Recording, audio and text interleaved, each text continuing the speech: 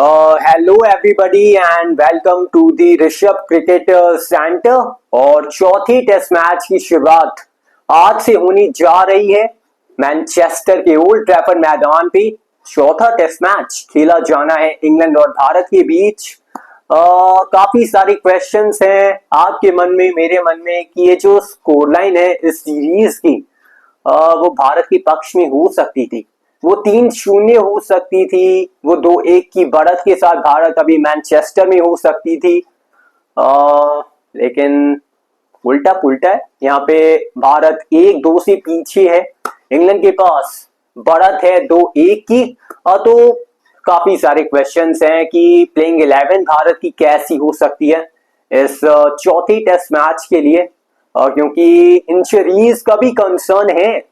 वो अपडेट जो आई है निकल के कि नीतीश कुमार रेड्डी आउट हो चुके हैं, आकाशदीप आउट हो चुके हैं, अर्शदीप सिंह की उंगली में चोट लग चुकी है। तो भाई इंजरीज का कंसर्न भी थोड़ा आया है इस श्रृंखला में। तो उसकी भी करेंगे बात, और टीम इंडिया की प्रोबेबल प्लेइंग 11 कैसी हो सकती है इस चौथी टेस्ट मैच के लिए, उसके ऊपर भी डालेंगे नजर। इंग्लैंड ने अपनी प्लेइंग 11 की अनाउंसमेंट कर दी है पहले ही, तो उनकी भी प्लेइंग 11 में जरा आपको दिखाऊंगा और डालेंगे नजर मैनचेस्टर के स्टैट्स पे, कि यहाँ पे भी वही मतलब वो स्टैट है जो अब से कुछ दिन पहले एजबेस्टन यानी कि बर्मिंघम में था। वहां पे भी भारत ने वो, अगर हम बात करते हैं तो टेस्ट मैच नहीं जीता था, अब जीत गए हैं। लेकिन इस मैदान का स्टैट भी यही कह रहा है चीख चीख कर कि भारत नहीं जीती है, भारत नहीं जीती है। लेकिन इस स्टैट को बदलने का वक्त आ गया है और मैनचेस्टर में जीत का खाता खोलने का भी समय आ गया है। तो तेरी किस बात की, इतने सारे टॉपिक मैंने बता दिए, तो करते हैं बात एक एक करके सभी टॉपिक्स पे। इट्स इंग्लैंड वर्सेस इंडिया, चौथा टेस्ट मैच जिसकी शुरुआत होती है आज से। तो पहला टॉपिक ये रहने वाला है कि ये जो इन सीरीज का कंसर्न है यार, ये बहुत बड़ा कंसर्न है, क्योंकि नीतीश कुमार रेड्डी का बाहर हो जाना ये तो बुरी खबर है, क्योंकि बैड खबर है, बैड न्यूज है। क्योंकि लॉर्ड्स टेस्ट में जिस तरीके से बैटिंग में उतने रन भले ही ना बनाए हो, लेकिन जिस तरह से पिच पे समय व्यतीत किया था और अपनी गेंदबाजी के जरिए भी भारत को बहुमूल्य विकेट चटका के दिए थे, तो वो एक बड़ा झटका है भारत के लिए। और दूसरा ये कि आकाशदीप बर्मिंघम टेस्ट उन्होंने ही तो जिताया था, 10 विकेट चटकाए थे।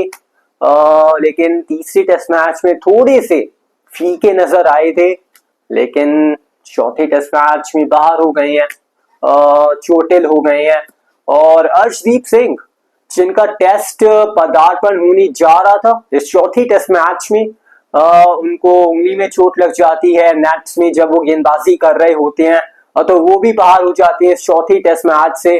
तो जिम्मेदारी आ जाती है सीनियर जसप्रीत बुमराह के कंधों पे दोबारा से।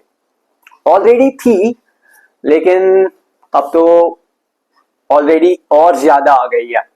अंशुल कंबोज का डेब्यू होने जा रहा है, ऐसी न्यूज आ रही है। मैनचेस्टर टेस्ट में एक उभरता सितारा हरियाणा से आते हैं, और हरियाणा में भी काफी क्रिकेट खेला है अंशुल कंबोज ने। तो इनका डेब्यू हो सकता है चौथे टेस्ट मैच में भारत के लिए। तो ये भी सुनने में न्यूज आ रही है एक्चुअली कि टीम इंडिया 4 तेज गेंदबाजों के साथ उतर सकती है मैनचेस्टर टेस्ट में, जिसमें शार्दुल ठाकुर, अंशुल कंबोज का मैंने अभी आपको बताया, जसप्रीत बुमराह एंड मोहम्मद सिराज। तो ये 4 गेंदबाजी के विकल्प होते हैं, 3 तो गेंदबाजी हैं और चौथे ऑलराउंडर आपको देखते हैं शार्दुल ठाकुर रिप्लेस किया जा रहा है नीतीश कुमार रेड्डी की जगह। तो ऐसी संभावना वो लगाई जा रही है इस चौथी टेस्ट मैच के लिए। तो इंजरी का कंसर्न तो है जरूर यार, झटका लगा है भारत को, लेकिन टीम में प्रतिभा तो अब भी है। शार्दुल ठाकुर बैट के साथ कंट्रीब्यूट कर सकते हैं, शार्दुल ठाकुर गेंद के साथ भी कमाल दिखा सकते हैं, हम सभी को पता है। अंशुल कंबोज को मैं देखने के लिए बड़ा एक्साइटेड हूं, क्योंकि इंग्लैंड ने भी कभी नहीं खेला है उनको, तो उनके लिए भी वो एक रहेगा टेस्ट की वो कैसे खेलते हैं अंशुल कंबोज को। और वही है यार, फिर जसप्रीत बुमराह, मोहम्मद सिराज तो कहर बरपाते ही हैं। तो जरा डालते हैं एक्चुअली पहले तो टीम इंडिया की प्रोबेबल प्लेइंग 11 पे नजर कि कैसी है टीम इंडिया की प्रोबेबल प्लेइंग 11 इस चौथे टेस्ट मैच के लिए। मतलब ऐसी ही हो सकती है हूबहू इस चौथे टेस्ट मैच के लिए। तो ये देख सकते हैं आप अपनी फोन की स्क्रीन के सामने, ओपनिंग पेयर में कोई छेड़खानी नहीं की गई है। यशस्वी जायसवाल और केएल राहुल को ही वो ओपनर रखा गया है। लेकिन तीसरे नंबर पे सवाल ये है, क्या करुण नायर को ही मौका मिलेगा या फिर साई सुदर्शन वो खेलते हुए नजर आ सकते हैं। तो ज्यादा संभावना जो है वो साई सुदर्शन की लग रही है यहाँ पे। अभी आपको जरूर वो करुण नायर का नाम दिख रहा है, लेकिन जो ज्यादा प्रोबेबिलिटी है वो है कि हो सकता है मे बी खेल जाए साई सुदर्शन करुण नायर की जगह। क्योंकि मैनचेस्टर टेस्ट के दौरान प्रैक्टिस सेशन के दौरान उन्हें वो पिच के आसपास थोड़ी सी शैडो प्रैक्टिस करते हुए देखा गया है। तो ये थोड़ी अटकलें लगाई जा रही हैं। उसके बाद अगर आप देखते हैं तो सवाल ये भी था क्या ध्रुव जुरैल खेल सकते हैं। ऋषभ पंत क्या विकेट कीपिंग कर पाएंगे, क्योंकि चोट लग गई थी लॉर्ड्स टेस्ट के दौरान कीपिंग करते हुए। लेकिन वो कहते हैं ना खारिज कर दिया है सभी बातों को, और यही प्लेइंग 11 कुछ ऐसी रह सकती है। तीसरे पे मैंने आपको बताया कि साई सुदर्शन या करुण नायर में से किसी एक को वो खिलाया जाएगा। हो सकता है दोनों भी खेल जाए, ये भी प्रोबेबिलिटी है। लेकिन फिर आप देखते हैं तो चौथे पे कप्तान शुभमन गिल, पांचवे पे ऋषभ पंत, फिर वही है भाई रविंद्र जाडेजा, और फिर ये जो बाकी का ये जो लोअर ऑर्डर है जो मैंने आपको बता दिया है, बुमराह से लेके अंशुल कंबोज, मोहम्मद सिराज, शार्दुल ठाकुर, तो यही कुछ रह सकती है। ऐसी ही कुछ रह सकती है टीम इंडिया की प्रोबेबल प्लेइंग 11 इस चौथे टेस्ट मैच के लिए। तो बिल्कुल अब ये तो मैंने आपको प्रोबेबल प्लेइंग 11 बताई ना। अब जरा बता देते हैं इंग्लैंड की प्लेइंग 11 जिन्होंने अनाउंसमेंट कर दिया पहले ही। भाई पहले ही बता देते हैं, छिपा के नहीं रखते हैं। तो ये देखिए इंग्लैंड की प्लेइंग 11 है आपकी फोन की स्क्रीन के सामने। तो बदलाव तो किया है इन्होंने भी। बदलाव क्या किया है यहाँ पे अगर आप देखते हैं तो मैं तो सोच रहा था हो सकता है जैक क्रॉली को थोड़ा सा बाहर कर दिया जाए क्योंकि रन नहीं बनाए हैं उन्होंने, लेकिन उनको एक और मौका दिया गया है क्योंकि आप टेस्ट मैच जीते, इस वजह से आप देख सकते हैं। तो ये प्लेइंग 11 इंग्लैंड की चौथी टेस्ट मैच के लिए Jack Crawley and Ben Duckett इनके ओपनिंग प्लेयर रहने वाले हैं। ओली पोप नंबर 3 पे, उसके बाद जो रूट नंबर 4 पे, हैरी ब्रुक नंबर 5 पे, नंबर 6 पे कप्तान Ben Stokes, Jamie Smith wicket keeper रहेंगे। उसके बाद लियाम डॉसन को मौका दिया गया है शोएब बशीर की जगह जो कि चोटिल हो गए थे लॉर्ड्स टेस्ट के दौरान। और फिर वही अगर आप देखते हैं Chris Woakes, Brydon Carse and Jofra Archer. तो महज एक बदलाव किया गया है, वो भी इसलिए कि शोएब बशीर चोटिल हो गए हैं, वो तो बाहर ही हो गए हैं इस सीरीज से। तो ये कुछ 11 है इंग्लैंड की चौथे टेस्ट मैच के लिए वर्सेस इंडिया। तो देख सकते हैं आप दोबारा से अपनी फोन की स्क्रीन पे इंग्लैंड की प्लेइंग 11। तो भारत को अब क्या मतलब बेहतर करना पड़ेगा इस चौथे टेस्ट मैच में। पहले टेस्ट मैच में अगर हम देखते हैं तो बैटिंग का कोलैप्स हो गया था दोनों पारियों में, तो वहां खामियाजा भुगतना पड़ा था। वो गेंदबाजी में भी उतनी धार नजर नहीं आई थी, तो हम वो पहला टेस्ट मैच हार गए थे। और कैचेस भी छोड़े थे ना हमने, वो भी तो एक प्रमुख कारण थी, वो एक वजह थी वो पहला टेस्ट मैच हारने की। दूसरा टेस्ट मैच हम इस वजह से जीते, हमने कैचेस पकड़े, हमने रन्स बनाए, हमने विकेट छटकाए, हमने दबदबा कायम किया पूरी तरह से मेजबान इंग्लैंड के ऊपर, तो हम जीत गए वो दूसरा टेस्ट मैच। लेकिन तीसरे टेस्ट मैच में क्या होता है भाई यार, वो छोटी छोटी मिस्टेक्स, वो कहते हैं गलती से हो गई मिस्टेक। तो क्या होता है, बैटिंग अच्छी करी भारत ने इस पहली पारी में, या मैं कहूँ अब तक पूरे दौरे पे। बस आप वो लॉर्ड्स की दूसरी पारी को हटा दें, नहीं तो बैटिंग का ना एक पार्ट बढ़ाया है इस टीम इंडिया ने इस न्यू लुक टीम इंडिया ने, क्योंकि जो कि ये तो ट्रांजिशन के पीरियड से भी गुजर रही है टीम। तो बैटिंग को अगर आप हटा दें इस तीसरे टेस्ट मैच की दूसरी पारी में, तो वहां पे एक तो वो खराब हो गई और दूसरा एक ही हमने कैचेस भी छोड़े थोड़ा, और थोड़ा वो भी हुआ कि हमारी थोड़ी प्लानिंग भी वो थोड़ी गड़बड़ देखी। इस वजह से हम वो थोड़ा हार गए, चूक गए तीसरा टेस्ट मैच जीतने में, और इसी वजह से ये स्कोर लाइन आपको नजर आ रही है। इंग्लैंड 2-1 से आगे है, हम 1-2 से पीछे हैं।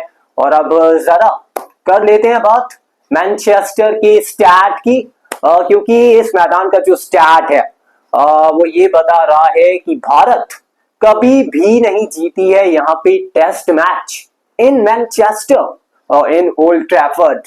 तो ये आपकी फोन की स्क्रीन के सामने मैं जरा शो कर देता हूँ ये क्या स्टैट है इस मैदान का जरा। तो ये देखिए, मैं तो कह रहा हूँ टीम इंडिया का मिशन है मैनचेस्टर, क्योंकि इस मैदान को भी तो फतेह करना है। अब ये है स्टैट यार, जरा अगर आप यहाँ पे देखते हैं तो 9 टेस्ट भारत खेली है इस मैदान पे, जिनमें से 4 तो हारी है भारत। ये जो लाल अक्षरों में नजर आ रहा है ना 4, ये भारत हारी है। उसके बाद 5 ड्रॉ रही है, और बताता है कि भारत यहाँ पे टेस्ट मैच नहीं जीत पाई है। एक भी ये स्टैट बताता है, वो सही बताता है, लेकिन अब इस स्टैट को बदलने का वक्त आ गया है। अब कहानी को बदलने का वक्त आ गया है, और वक्त आ गया है कि इस मैदान पे भारत अब वो जीत का खाता भी खोले। तो मैदान का स्टैट कुछ ऐसा है इस मैदान का मैनचेस्टर में।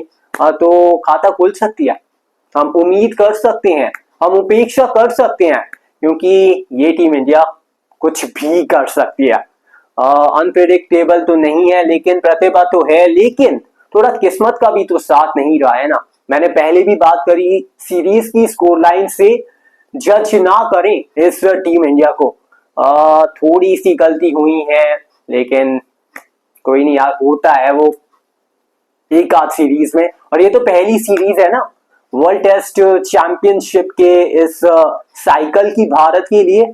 लेकिन अब जरा बात कर लेते हैं big battle of the day की, क्योंकि मैं कहूँ big battle of the match की कौन सी है वो इस मुकाबले में बिग बैटल। आइए उसके ऊपर डालते हैं फटाफट से नजर।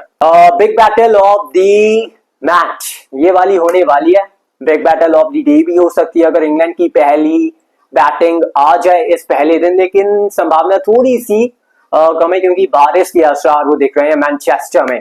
तो ये वाली बैटल होने वाली है जसप्रीत बुमराह के सामने जो रूट लगाया था शतक तीसरे टेस्ट मैच में, और जब ये बल्लेबाज या मैं कहूँ ये फैब 4 में आते हैं, विराट कोहली तो अब चलिए रिटायर हो गए हैं, लेकिन Kane Williamson, Steve Smith and जो रूट ये जो है ना हिस्सा वो इस प्लेलिस्ट का, तो जब इनको फॉर्म मिलती है तो ये आसानी से नहीं जाने देते हैं, और उसको ना पकड़ लेते हैं, जकड़ लेते हैं, और फिर खूब सारे रन्स बनाते हैं, और बड़ी मुश्किल खड़ी हो जाती है उस टीम के लिए जिस टीम इनकी ऑपोजिशन, मतलब हम तो ऑपोजिशन ही है, तो मुश्किल खड़ी हो जाती है। लेकिन टेंशन की बात नहीं है, क्योंकि जसप्रीत बुमराह ने बहुत बार आउट किया है जो रूट को, तो इस मुकाबले में ये बैटल और भी मजेदार हो जाती है। इट्स जो रूट वर्सेस जसप्रीत बुमराह, ये है बैटल नंबर 1। दूसरी बैटल कौन सी रहने वाली है? दूसरी बैटल होने वाली है ये भारत की कप्तान शुभमन गिल, और उनके सामने होंगे जोफ्रा आर्चर। भाई रफ्तार है, और रफ्तार के साथ गिरफ्तार कर सकते हैं, ठेस पहुंचा सकते हैं। तो ये बैटल नंबर 2 है। It's Shubman Gill versus Jofra Archer. Archer ने 4 साल के बाद वापसी करी लॉर्ड्स टेस्ट में, और ओवर्स भी डाले, विकेट्स भी चटकाए, और एक शानदार टेस्ट मैच उनके लिए एक शानदार कमबैक बन के रह गया वो लॉर्ड्स का टेस्ट मैच। और अगर दूसरी तरफ बात करते हैं शुभमन गिल की, पहली पारी में अच्छे टच में नजर आ रही थी, लेकिन दूसरी पारी में जब तीसरे टेस्ट मैच की उन्होंने जिस तरह से गेंदें खेली, तो ऐसा लग रहा था कि ये शुभमन गिल अलग हैं। जो इस सीरीज में शुभमन गिल आए हैं वो ये शुभमन गिल है ही नहीं। तो गिल यार स्किल दिखाइए, दोबारा से अपने उसी टेम्पलेट पे वापस जाइए।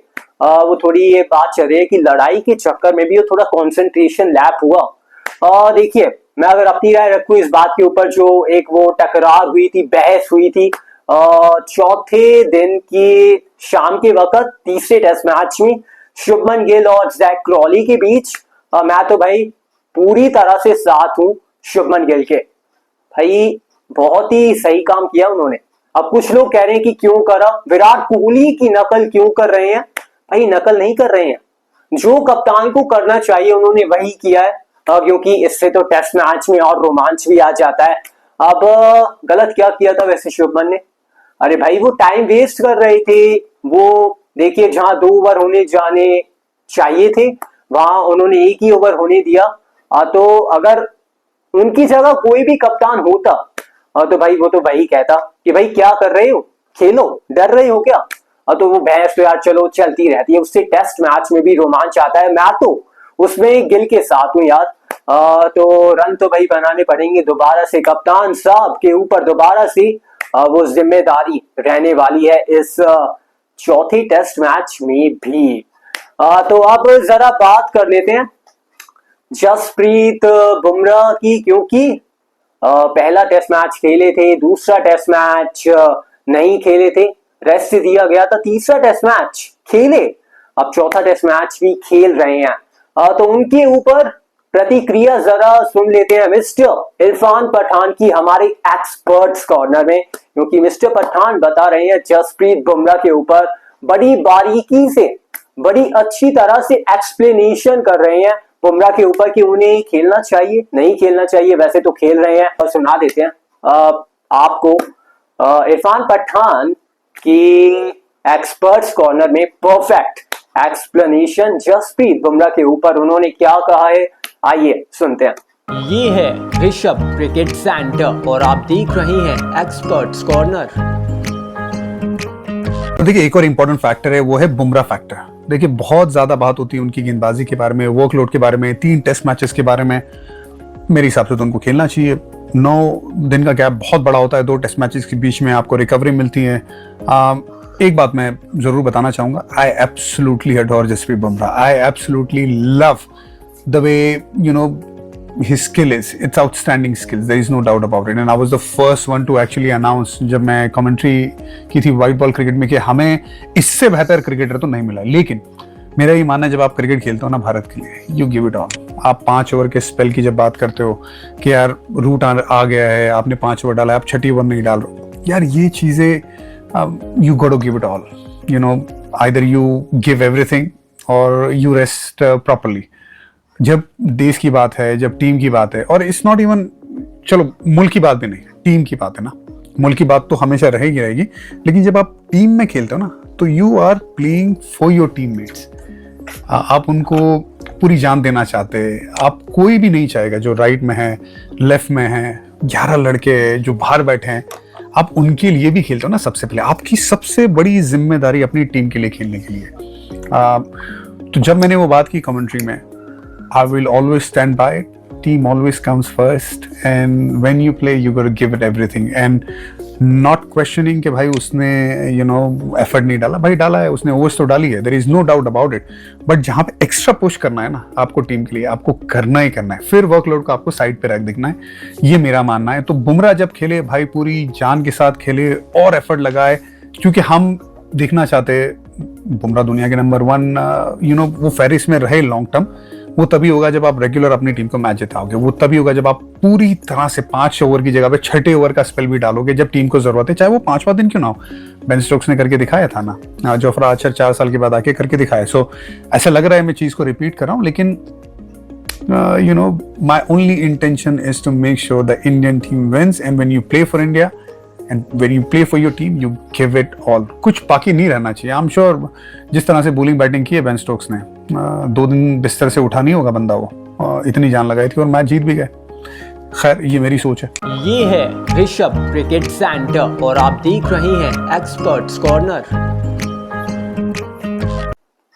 एक चीज मुझे तो बड़ी अच्छी लगी यार, आपको भी लगी होगी, वो ये कि उन्होंने ये कहा कि बुमराह भाई जब आप मैच खेल रहे हो यार तब वर्कलोड वो ज्यादा मतलब मायने नहीं रखता है। जैसे बेन स्टोक्स ने वो तीसरे टेस्ट मैच में जब दूसरी पारी में जिस तरह से लगातार ओवर्स डालते गए तो उसके ऊपर वो जो उन्होंने बात छेड़ी भाई मुझे तो बड़ी अच्छी लगी भाई। Thank you so much Irfan Pathan का हमारे साथ मतलब थोड़ा ये बात करने के लिए। उन्होंने जिस तरह से ये बताया है तो बहुत अच्छा है, उन्होंने मतलब एक्सप्लेन किया है।